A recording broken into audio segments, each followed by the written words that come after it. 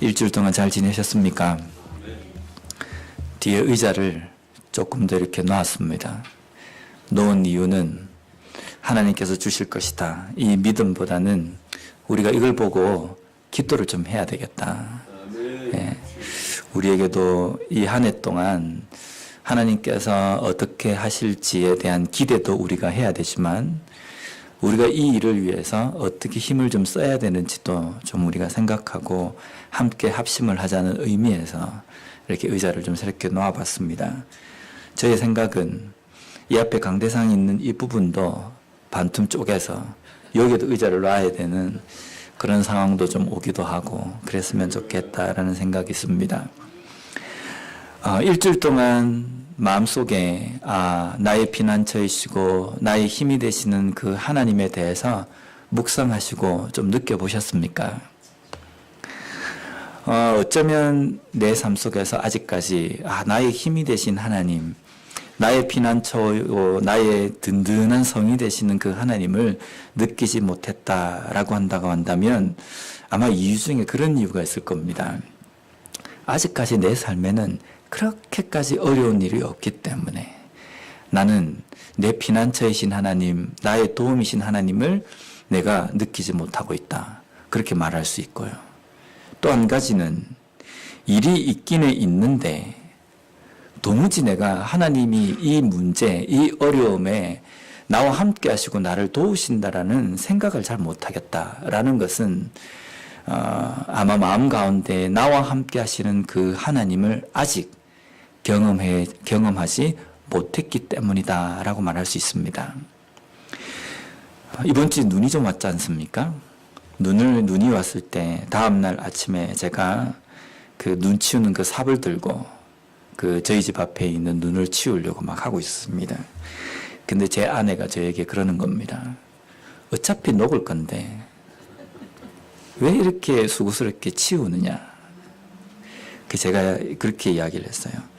이걸 눈을 치우면 눈 나머지 잔재들이 남아있지만 이것이 햇빛으로 인해서 쉽게 녹을 수가 있다. 그런데 그 눈을 치우지 않고 오랫동안 놔두면 언젠가는 녹겠지. 그런데 녹는데 시간이 오래 걸린다. 그 말을 하고 제가 일주일 동안 그 뒤 시간 동안에 제 마음 가운데 무슨 생각이 들었냐면요. 만약에 눈을 치우지 않고 그대로 뒀다고 한다면 하루 이틀 그냥 이렇게 지나면서 눈이구나 녹고 있구나 이 생각을 하겠지만 다음날 아침에 나왔을 때 우리가 무슨 생각을 하겠습니까? 녹았나 보다. 아마 녹았나 보다 이 생각도 잘 안 할 것 같아요. 근데 내가 눈을 치웠다고 한다면 그 눈을 치우고 난 다음에 남아있는 것들에 대해서 그 생각합니다. 아무리 삽으로 긁어도 잘 안 긁어지는데 이게 언제 녹을까? 혹시 미끄럽지는 않을까? 햇빛이 좀 더 강렬하게 내쬐서 좀 녹아야 될 텐데 그런 생각을 하는 겁니다. 하나님께서 우리에게 도움이 되어주시고 우리의 모든 어려움들을 다 우리의 삶 속에서 거두어 가시는 그러한 기대를 우리가 합니다. 그런데 그러한 기대를 한다 할지라도 하나님은 말씀을 통해서 우리에게 명령이라는 것을 하십니다. 내가 너희들에게 도움이 되고 너희들의 어려움들의 피난처가 되겠다. 그러나 너희들은 이것을 해야 한다라고 우리에게 명령하십니다. 우리가 그것을 한다고 해서 그 어려움들이 비껴가지는 않습니다. 그런데 우리가 기도하면서 그 일을 할 때에는요. 하나님이 언제 도우실까? 하나님께서 이 문제를 어떻게 풀어나가실까? 기대감을 갖는다는 겁니다. 근데 아무것도 하지 않고 그냥 있는 것은요. 하나님에 대한 기대도 없고 하나님께서 어떻게 하실 것인지에 대한 어떤 애달픈 마음도 우리의 마음 가운데 생기지 않는다는 겁니다. 그래서 우리는 나를 도우시는 하나님의 전적인 주권을 우리가 인정하고 하나님의 도우심이 아니고는 내가 할 수 없다라는 그 믿음을 가져야 하고 또 한편으로는 그런 하나님께서 나에게 무엇을 하라고 명령하시는지에 대해서도 귀를 기울여야 된다는 겁니다. 그 귀를 기울일 때에 내 삶에서 도움이시고 피난처이시며 나의 힘이 되신 그 하나님을 충분히 깊이 우리가 경험할 수 있다는 겁니다. 오늘 본문을 통해서는 다시 한번 우리의 삶에 피난처가 되시며 나의 도움이 되시는 그 하나님을 어떻게 우리가 다시 한번 느낄 수 있는지를 살펴보는 그런 시간이 되었으면 좋겠습니다. 먼저 4절 말씀을 한번 보겠습니다. 한 시내가 있어 나뉘어 흘러 하나님의 성 곧 지존하신 이의 성소를 기쁘게 하도다. 여기 보면 한 시내가 하나님의 성 지존하신 이의 성소를 기쁘게 만든다라고 이렇게 되어 있습니다. 우리가 이 말씀을 얼핏 보면 이렇게 생각할 수 있습니다. 어떤 것이 하나님께서 기뻐하시는 것일까? 이런 생각을 하는데 이 말씀은 그 표현이 아닙니다. 말씀 한번 깊이 우리가 살펴보면요. 하나님의 성, 지존하신 이의 성소는 하나님이 계신 곳, 하나님의 나라라고 이야기할 수 있습니다. 하나님께서 계신 곳, 그곳이 하나님의 성이고 지존하신 이의 성소입니다. 그런데 오늘 본문에서 하나님의 성소, 지존하신 이의 그 성, 그것은 무엇이라고 이야기하냐면 예루살렘 성을 두고 이야기하는 겁니다. 왜냐하면 그곳에는 하나님의 성소가 성막이 있는 곳이기 때문입니다. 예루살렘의 성의 상황은 지금 어떤 상황이냐면 아수르 군대에 의해서 다 둘러싸여 있습니다. 언제 무너져서 죽을지 모르는 그 상황입니다. 그런데 지금 오늘 본문 말씀에 지금 남유다 백성들이 찬양하면서 고백하는 내용이 뭐냐면 우리가 있는 이 예루살렘, 하나님의 성소, 하나님의 성이 있는 이곳이 기뻐한다라고 이렇게 되어 있습니다. 적군으로 인해서 둘러싸여 있는 이 예루살렘 성, 위기의 이 상황에 이 예루살렘 성 이 사람들이 기뻐한다는 것, 이건 상황과 맞지 않습니다. 어쩌면 절망이고 웃지 못할 상황입니다. 그런데 이 성이 기뻐한답니다. 기뻐하는 이유가 뭐냐면 한 시내 때문이라는 겁니다. 그 성 가운데에 한 시내가 흘러들어서 이 예루살렘 전체가, 하나님의 성 전체가 기뻐 뛰놀게 된다라는 겁니다. 여기에 우리가 표현된 한 시내라는 어감을 우리가 들으면 무슨 생각이 듭니까? 졸졸졸졸 이래가지고 어떻게 보면 좀 화려하거나 뭐가 위험 있거나 그런 게 아니라 진짜 보잘것없는 한 줄기의 물줄기, 그렇게 우리가 상상이 됩니다. 아주 힘도 없고. 그런데 오늘 시편 46편의 3절 말씀에 보면 이 한 시내와 대조되는 어떤 물이 나옵니다. 그게 뭡니까? 바닷물입니다. 이 바닷물은요, 이 표현에서 어떻게 되어 있냐면 집채만하게 되어가지고 어떤 것이든지 삼킬 정도로 어마어마한 무시무시한 그 상황을 이 바닷물에다가 표현되어 있습니다. 지금 남유다 백성들은 예루살렘에 갇혀 있어서 자신들을 삼키려고 하는 그 위협적인 그 상황들은 바닷물처럼 그런 겁니다. 그래서 웃지 못하고 두려워서 벌벌 떠는 그 상황인데 그 상황 가운데 이 예루살렘 성이 기뻐하는 겁니다. 무엇 때문에 기뻐하냐면 집채만한 바닷물이 덮치는데 쫄쫄쫄쫄 흐르는 시냇물 하나 때문에 기뻐한다는 겁니다. 우리가 보통 보면 쓰나미나 이런 것들을 보면요, 어마어마하게 크고 막 무섭지 않습니까? 그런데 그 집채만한 그 바닷물에 비해서 이 한 시내는 너무 존재감이 약한 겁니다. 하지만 이 바닷물이 주는 위협보다 이 자그마한 시내가 주는 기쁨이 더 크다라고 고백하거든요. 이 한 시내가 바로 하나님의 은혜, 하나님의 도우심, 하나님의 권능을 이야기하는 겁니다. 집채만한 파도가 예루살렘을 삼키려고 막 달려들어도 하나님의 권능은 집채만한 그러한 능력이 아니라 할지라도, 그렇게 보이지 않는다 할지라도 쫄쫄쫄 흐르는 시냇물 같지만 그 하나님의 권능은 어마어마한 그 바닷물을 막기에도 충분하신 능력이다라는 고백을 이 말씀을 통해서 하고 있다는 겁니다. 우리는 가끔 그런 생각을 하지 않습니까? 내 삶 속에 어려움이 닥친다. 그럼 이것을 하나님께서 도우실 때 어떤 힘으로 오셔야지만이 이 힘을 도우실 수 있겠습니까? 저 어려움보다 더 강력하게 휘몰아쳐야 되는 겁니다. 그래야지만이 그 어려움들이 잠잠해진다라고 이렇게 생각하거든요. 그런데 하나님의 권능은요, 그렇게 요란하지 않아도, 그렇게 뭔가 눈에 띄게 뭔가 막 난리가 펼쳐질 어떤 상황이 안 된다 할지라도 하나님의 권능과 능력은 쫄쫄쫄 흐르는 것 같지만 그 힘과 능력은 강력하다는 겁니다. 이 시편은 지금 아수르의 포위가 되어 있는 예루살렘이 구원을 받게 된 상황을 찬양하는 시입니다. 어느 날 아침에 이 예루살렘 성에 사람들이 일어나 봤습니다. 그날 아침에 일어날 때도 이 예루살렘 성 중에 있는 사람들이 이런 마음을 가졌을 겁니다. 오늘 결판이 날려나. 오늘 드디어 저 아수르 군대가 이 예루살렘 성을 무너뜨리고 우리 모두가 한날 한시 다 죽는 게 아닌가, 포로가 되는 게 아닌가, 절망 가운데서 아침에 눈을 떴다는 겁니다. 그래서 어떤 사람들은 관심을 가지고 성에 올라가서 아수르 군대를 보니까 쭉 자욱하게 어마어마한 군대가 거기 있는 겁니다. 그런데 그날 아침에는 달랐습니다.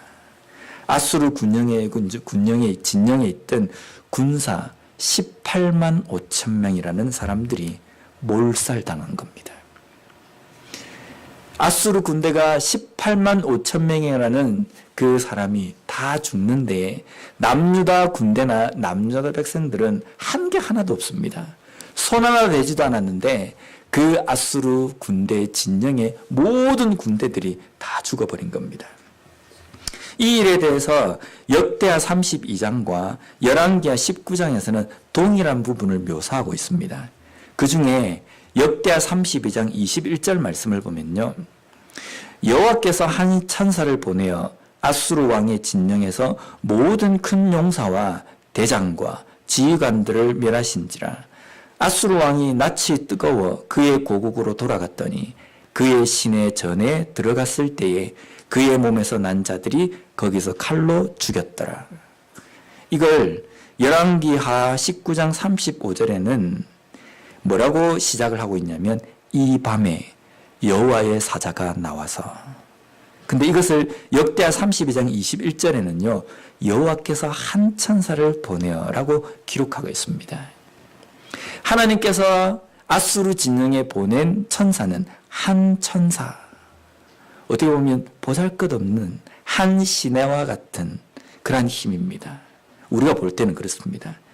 그런데 아수르 군대에 대해서는 어떻게 기록하고 있냐면요, 큰 용사와 대장 지휘관들과, 우리가 생각할 때는요 막 어마어마한 군대처럼 느껴지고 강력한 힘이라는 겁니다.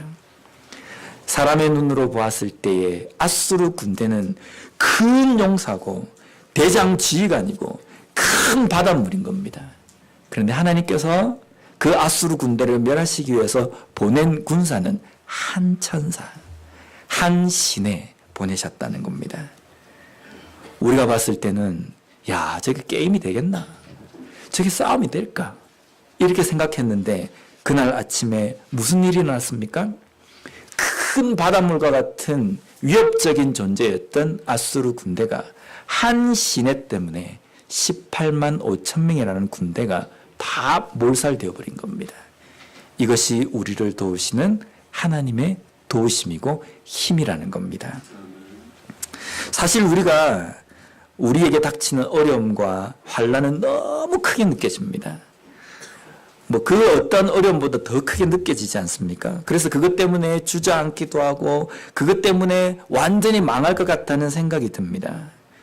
그런데 우리가 기도를 하지만 하나님의 응답은 어떻습니까? 하나님의 응답도 내가 기도하고 정말 간절하게 기도하면 뭔가 휘몰아치듯이 뭔가 일이 확 일어나야 되고 뭔가 이게 될 것 같은 어떤 가능성도 좀 보여야 되는데 하나님은 잠잠하신 겁니다.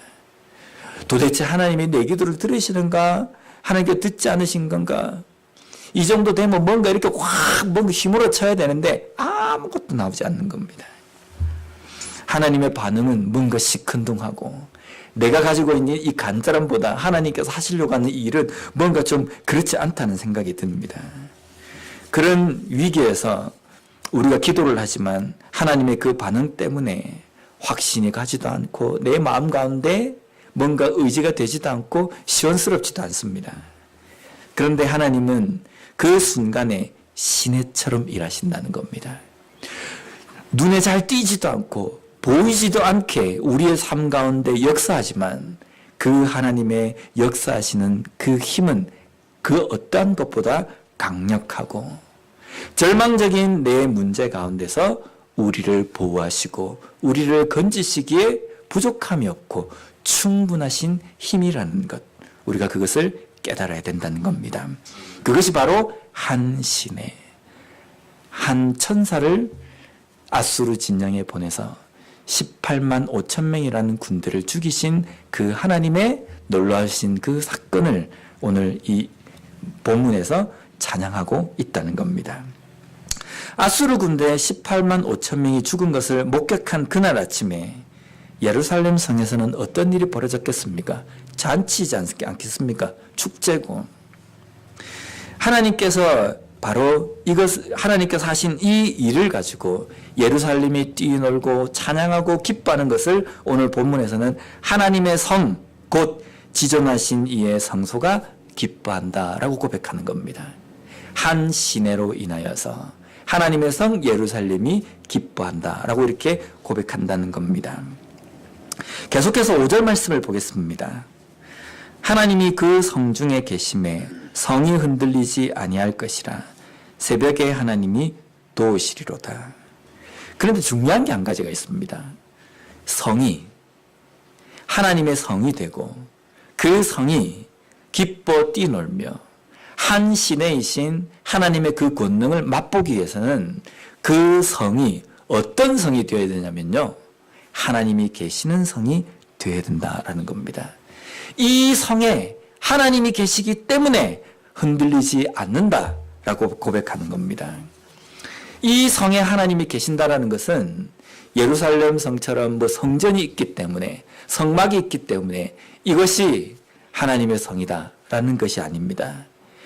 예루살렘 성이 하나님의 성이 되고 지존하신 이의 성소가 되는 이유는 그곳에 하나님을 예배하고 찬양하는 거룩한 성도들이 있기 때문입니다. 그 성도들이 있는 곳에 하나님이 함께 하시기 때문에 그곳은 곧 하나님의 성이 된다는 겁니다. 우리 교회가 하나님이 계시는 교회, 하나님이 계시는 성, 하나님의 계시는 성소가 되기 위해서는 교회라는 건물이 필요한 것이 아니라 하나님을 예배하는 성도가 이 가운데 있어야 된다는 겁니다. 하나님을 예배하는 성도가 있을 때에 하나님이 계시고 하나님이 계시는 그곳이기 때문에 곧 그곳이 하나님의 성이 되고 하나님의 성전이 된다는 겁니다. 교회라는 이름으로 모이기는 모이지만 하나님을 높이고 하나님을 찬양하는 것에는 관심이 없고 다른 데에 관심이 있다고 한다면 그곳은 하나님이 계시지 않고 흔들리는 성이 되어버린다는 겁니다. 절망에 둘러싸일 때에 두려움에 떨 수밖에 없습니다. 왜 그렇습니까? 하나님이 계시지 않기 때문입니다. 제가 이번 주에 이 설교를 준비하면서 한 신문에서 예수 없는 교회라는 신문 그 기사를 제가 봤습니다. 내용을 한번 읽어드리겠습니다. 부활절 설교를 마친 목사에게 아내가 묻는다. 어쩜 그렇게 설교를 잘해요? 당신은 부활을 진짜 믿나 보죠? 이게 사모님이 목사님한테 물어본 이야기입니다. 목사의 대답이다. 미쳤어? 그걸 믿게? 내가 목사니까 설교했을 뿐이야. 부활절 설교를 잘한 목사의 입에서 나온 말입니다. 부활신앙은 아무나 갖지 못한다는 것을 보여주는 설교 예화다.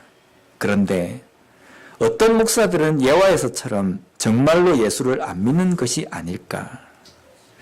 제가 이 기사를 읽으면서 물론 이게 실질적으로 일어난 일인지 어쩐지는 모르지만 오늘날 우리의 모습이 이거하고 비슷하지 않을까라는 생각이 들었습니다. 그러면서 이 기사를 적은 분이 계속해서 이제 이야기를 이어나갑니다.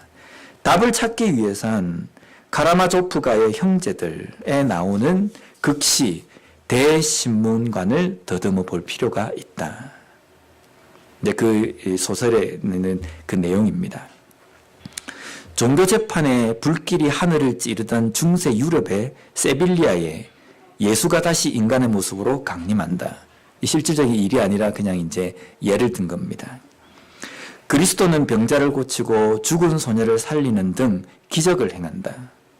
이를 본 대신문관, 당시 가장 높은 종교 지도자입니다. 대신문관이 부활을 시켜 예수를 감옥에 가둔다. 밤이 되자 대신문관은 몰래 감옥에 찾아가 묻는다. 너가 예수냐? 예수님이 아무 대답이 없자 대신문관은 혼잣말을 한다. 내가 정말로 예수여도 상관없다. 너는 우리를 방해하면 안 된다. 나는 내일 너를 화형시킬 것이다. 이 이야기는 당시 중세 상황을 비꼬아서 지금 한 내용입니다. 예수님이 실제 와서 뭘 하건 상관이 없다. 우리가 하는 일을 방해한다고 한다면 다 쳐서 없애겠다라는 겁니다. 이건 무슨 뜻입니까? 우리 교회에 어떤 존재가 있든 상관이 없다. 예수님이 있건 성령님이 있건 하나님이 있건 상관없다. 우리 교회가 가는 길을 방해만 하면 다 쳐서 없앨 것이다. 이것이 당시 중세교회 상황만을 이야기하는 것이 아니라 어쩌면 오늘날 우리의 신앙의 모습도 함께 볼 수 있도록 한 내용이 아닐까라는 생각이 듭니다. 교회가 앞으로 나아가는 이것은 교회의 이름을 드높이고 교회의 이름을 내세우기 위해서 가는 것이 아닙니다. 주를 위해서 가는 겁니다. 하나님을 위해서 가는 겁니다. 그런데 그 가는 길 가운데에 우리가 항상 확인하고 또 우리가 돌아봐야 될 게 뭐냐면 지금 우리가 하는 이 일 가운데 주님이 계신가? 우리가 지금 걸어가고 있는 이 길에 하나님이 함께 하시는가? 이것을 돌아봐야 되는 거거든요. 그런데 우리는 어느 순간인가 이 우선순위가 바뀌어져 버렸습니다.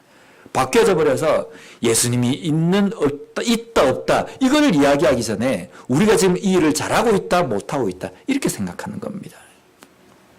그래서 어느 순간인가 우리의 생각 속에는 이런 이야기를 하면 작은 교회 목사들이 하고 있는 투정이라고 생각하는데 교회만 크면 장땡이잖아요. 교회만 크면 거기에 하나님이 계시고 성령님이 강력하게 역사한다고 생각하지 않습니까? 교회 작으면요. 그곳에는 뭔가 하나님이 없는 것 같고 하나님의 힘이 역사하지 않는 것 같다고 생각하는 겁니다.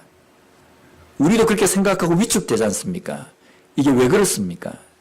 이미 우리의 삶 속에서는 하나님이 계신가, 주님이 나와 함께 하시는가, 이걸 떠나서 외형적으로 그럴싸한가 어쩐가 이것이 중심이 되어 있기 때문에 어쩌면 이 신문기사의 내용처럼 예수가 없는 교회, 예수가 없는 그리스도인, 예수가 없는 하나님의 일을 하고 있지는 않는가라는 생각이 드는 겁니다. 우리 교회도 목사인 저도 장로님들도 권사님도 집사님도 우리의 마음 가운데 생각해야 됩니다. 이름은 목사, 장로, 권사, 집사, 성도 이렇게 되어 있지만 예수가 없는 목사, 예수가 없는 장로, 예수가 없는 권사, 예수가 없는 집사, 예수가 없는 성도 그들이 모여 있는 곳은요 예수가 없는 교회가 될 수밖에 없다는 겁니다. 하나님이 계신 성이 되어야 됩니다. 하나님이 계신 처소가 되어야 합니다. 그래야 어려움과 힘든 상황에서도 우리는 흔들리지 않을 수 있다는 겁니다. 어려움 가운데 흔들릴 수밖에 없는 것은 주님이 함께 하시지 않기 때문입니다. 주님이 내 삶 속에 안 계시고 주님이 우리 교회 가운데 계시지 않기 때문에 조그만 어려움에도 쉽게 흔들려 버린다는 겁니다. 또한 오늘 본문에는 그 하나님께서 새벽에 도우신다라고 고백합니다. 새벽은 어떤 의미입니까? 어둠이 쭉 갔다가 이제 어둠이 끝이 나고 밝음이 시작될 때를 우리가 새벽이라고 이야기합니다. 절망과 어려움의 이제 그 터널을 지나서 새로운 희망의 시작이다라고 우리가 고백하는데 왜 오늘 시편은 하나님께서 새벽에 도우신다고 고백했을까요? 하나님께서 우리를 하루 종일 도우시리라 이렇게 이야기해도 되는데 하나님께서 새벽에 도우신다라고 이렇게 고백하는가? 그것을 이해하기 위해서는요. 열왕기하 19장 35절 말씀을 봐야 됩니다. 제가 한번 읽어보겠습니다. 이 밤에 여호와의 사자가 나와서 아수르 진영에서 군사 18만 5천 명을 친지라. 아침에 일찍이 일어나 보니 다 송장이 되었더라. 이 사건이 일어나기 전날 밤에 예루살렘의 성의 모든 백성들은 잠을 이룰 수가 없었을 겁니다. 어떻게 잠이 오겠습니까? 언제 죽을지도 모르는데. 걱정과 모든 절망적인 생각 때문에 거의 모든 예루살렘의 사람들이 잠을 못 잤을 겁니다. 근데 그 다음날 아침에 일어나니까 그들의 눈앞에 목격되어진 상황은 기적이었습니다. 그들 눈앞에 아수르 군사 18만 5천 명이 송장이 되어 있는 겁니다. 그것을 목격한 때가 언제입니까? 밤새도록 잠도 못 자고 이리 뒤척 저리 뒤척, 밖에서 무슨 소리가 나면 혹시 성벽이 열렸나, 성문이 열렸나, 아수르 군대가 쳐들어왔나, 이런 생각 때문에 불안에 떨고 있는데 다 날이 밝아온 겁니다. 날이 밝아왔는데 해가 중천에 뜰 때까지 누워있을 수 있습니까? 아침 일찍 일어나서 살피는 겁니다. 새벽에 일어나 보니 주께서 하신 일을 보면서 야, 이거는 하나님께서 도우셨다라고 고백한다는 겁니다. 그래서 이 시편을 지어 부른 겁니다. 바로 그 새벽에 하나님께서 도우셨다. 우리가 만나게 되는 절망, 그 절망의 최고 정점, 이제 끝이다 라고 생각하는 그 정점은 하나님의 도우심을 목격하는 순간이 되는 겁니다. 왜 그렇습니까? 그 정점에 우리가 올라서지 않고는 우리가 하나님을 바라보지 않기 때문입니다. 어려움이 조금 시작되면 그때부터 뭘 합니까? 이 어려움을 도울 수 있는 사람이 누가 있을까? 어떤 법적 처리를 해가지고 내가 이것을 좀 그걸 할 수 있을까? 이거 생각하잖아요. 그렇게 하다가 안 되가 더 이상 나에게 어떠한 도움도 없다고 생각할 때 그제서야 우리는 어떻게 합니까? 하나님을 바라보는 겁니다. 그리고 천부여 의지 없어서 손들고 옵니다. 의지 없으니까 그제서야 온다는 겁니다. 절망과 어려움의 정점이 되었을 때 그제서야 우리가 하나님을 찾기 때문에 그 정점이 되어야지만이 우리는 하나님을 목격할 수밖에 없다는 겁니다. 모든 어려움들이 정점이 되었을 때 하나님을 만나는 그 시점이 새벽이 되는 겁니다. 희망과 빛이 시작되는 시점이기 때문입니다. 우리가 이런 생각을 한번 해볼 수 있습니다. 지금 예루살렘 성이 이렇게 아수르 군대에서 포위가 되었을 때 이 열왕기하나 역대하의 말씀에 보면은 이 히스기야 왕이 하나님의 앞에 엎드립니다. 하나님, 이제 끝났습니다. 이렇게까지 어려움 가운데 있어서 이제 곧 이 하나님의 성 예루살렘이 함락이 될 위기에 있습니다. 그리고 저 밖에 있는 저 아수르 군대는 하나님을 저렇게까지 모욕하고 하는데 하나님 우리 좀 도와주십시오 라고 이야기할 때 하나님께서는 이 히스기야 왕에게 응답을 하십니다. 이사야 선지자를 통해서 이렇게 말씀하십니다. 열왕기하 19장 34절 말씀입니다. 내가 나와 나의 종 다윗을 위하여 이 성을 보호하여 구원하리라 하였더라. 하나님께서 이사야 선지자를 통해서 응답을 주셨거든요.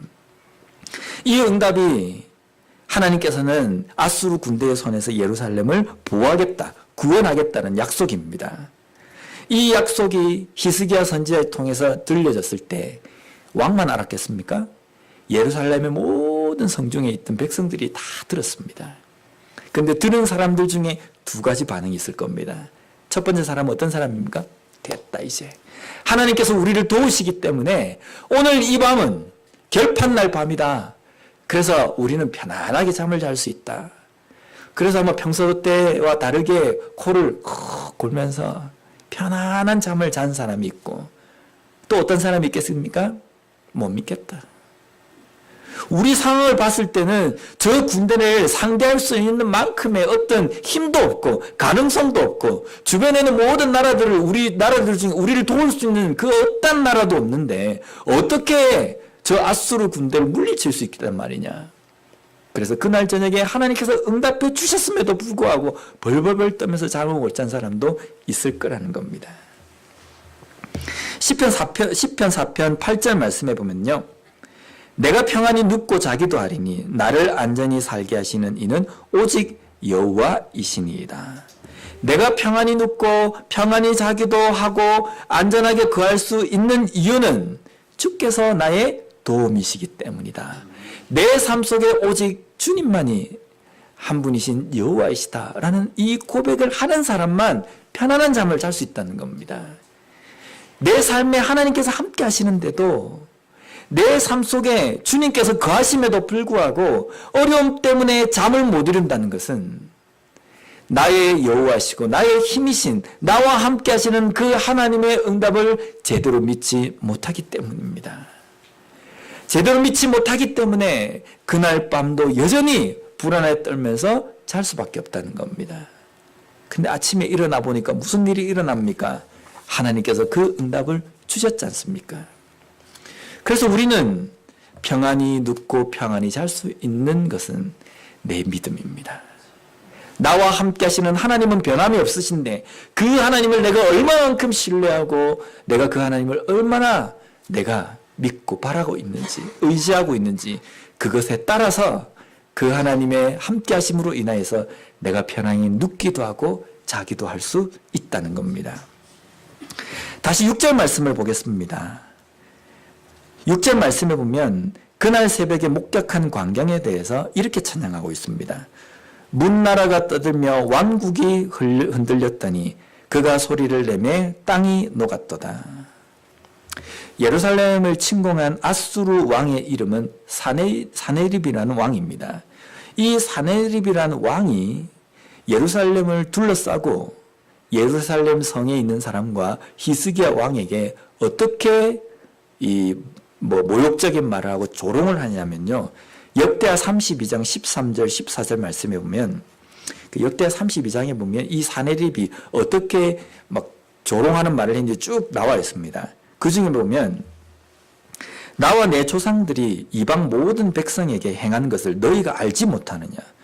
모든 나라의 신들이 능히 그들의 땅을 내 손에서 건져낼 수 있었느냐. 내 손이라는 게 사네립을 이야기합니다. 어느 신이 사네립이는 내 손에서 나라들을 구한 어떤 신이 있느냐라고 이야기하는 겁니다. 내 조상들이 진멸한 모든 나라의 그 모든 신들 중에 누가 능히 그의 백성을 내 손에서 건져내었기에 너의 하나님이 능히 너희를 내 손에서 건지겠느냐. 역사적으로 봤을 때도 우리 조상들의 이 사내리를 이야기합니다. 우리 조상들 앞에 선조들 이 사람들이 나라들을 많이 삼켰는데 그 나라들의 신들도 다 맥없이 무너졌는데 어디 감히 너희 하나님이 내 손에서 너희들을 구원한다고 너희들이 믿고 있느냐. 19절 말씀해 보면요. 그들이 예루살렘의 하나님을 비방하기를 사람의 손으로 지은 세상 사람의 신들을 비방하듯 하였더라. 기세등등한 사네립 왕은 이 교만이 하늘을 뚫습니다. 하나님을 비방하기를 사람의 손으로 지은 우상처럼 신들을 우상을 비방하듯이 하나님을 비방하였다라고 이렇게 기록하고 있습니다. 저는 이 말씀을 보면서요. 사내립만 이럴까? 우리의 모습도 똑같겠구나라는 생각이 들었습니다. 우리는 하나님을 비방하지는 않습니다. 그런데 우리는 하나님의 힘을 그렇게 찬양하지도 않습니다. 하나님은 우리와 함께 하신데 함께 하신다. 그것은 끝나버립니다. 하나님을 찬양하고 하나님의 그 힘을 의지한다고 한다면 전적으로 의지해야 되잖아요. 근데 말은 그렇게 하면서 하나님이 힘이 없는 것처럼 우리는 그렇게 행동하고 있는 겁니다. 세상 가운데서 우리가 살아가면서 조금만 어렵고 힘든 상황이 되어버리면 하나님은 내 삶에서 있느냐 없느냐 그것을 우리가 생각하지 않습니다. 세상 사람들과 똑같이 걱정하고 똑같이 두려워하고 똑같이 세상을 뭔가 의지하려고 하고 또 심하게 당하면 똑같이 이 어려움을 피해가기 위해서 어떻게 하면 편법을 쓸 수 있을 것인가. 여기에까지 우리가 타협하고 그러한 모습들이 우리 속에 있다는 겁니다. 그러면 사내립은 직접 입으로 하나님을 비방했지만 우리는 삶으로 우리와 함께 하시는 하나님의 힘을 의지하지 못하고 있다는 겁니다. 문나라가 떠들며 왕국이 흔들렸더니 이게 무슨 점이에요? 사내립이 그렇게까지 고래고래 고함을 치면서 하나님을 그렇게 조롱하더니 라는 뜻입니다. 그가 소리를 내심에 하나님께서 소리를 내셨다는 겁니다. 그 소리는 어떤 소리입니까? 시냇물처럼 쫄쫄쫄 이런 소리를 냈는데 그 앞에서 이 아수르 군대 18만 5천명이 와르르 다 무너져 버린 겁니다. 이것을 그가 소리를 내심에 땅이 녹았도다. 이 아수르 군대만 죽은 것이 아니라 사내립은요, 뭐 얼굴이 이게 붉어져 가지고 자기 나라에 돌아갑니다. 왜냐하면 군대가 다 죽었잖아요. 돌아가서 그는 어떻게 됐냐면 자기가 섬기는 그 우상 신전에서 누구에게 죽냐면 자기 자식들에 의해서 죽습니다. 비참한 죽음을 죽지 않습니까? 뭐 때문에 그랬습니까? 하나님께서 한 시내를 보내셨기 때문에. 하나님께서 소리를 내시니까 그 앞에 어떤 것들, 어떤 그런 모습이고, 뭐 얼마만큼 거대하다를지라도 그것이 다 무너져 내려버리고 녹아버린다라는 고백이라는 겁니다. 하나님을 비방하고 하나님을 우습게 생각하는 자의 최후가 이런 모습입니다. 올 한 해 우리와 우리 교회는 어떤 삶과 어떤 교회가 되어야 되겠습니까? 하나님 앞에서 진실함으로 예배하는 교회가 되어야 됩니다. 정직함으로 회개하는 교회가 되어야 합니다. 입으로는 예배한다고 해놓고 입으로는 하나님을 찬양한다고 하지만 마음에서 떠나 있는 모습은요, 하나님을 조롱하는 겁니다. 내가 지금 입으로는 찬양하고 있으면서 마음은 딴 데가 있고 하나님을 예배한다고 이 자리에 앉아 있으면서 생각은 딴 데가 있으며 하나님은 나의 하나님이십니다 고백하면서도 마음속에서는 다른 걸 의지하고 있다고 한다면 이건 하나님을 우습게 생각하고 하나님을 비방하는 것이며 하나님을 조롱하는 겁니다. 그러한 삶, 그러한 교회 가운데는 하나님이 역사하지 않으십니다. 하나님이 함께 하시는 예배, 하나님이 계시는 교회가 되어야 합니다. 그래야지만이 우리와 우리 교회는 흔들리지 않습니다. 그러한 예배, 그러한 교회가 되어야지만이 하나님께서 어떻게 역사하시는지를 우리가 목격하고 볼 수 있다는 겁니다. 절망의 끝자락에서 나를 도우시는 하나님을 볼 수 있었으면 좋겠습니다.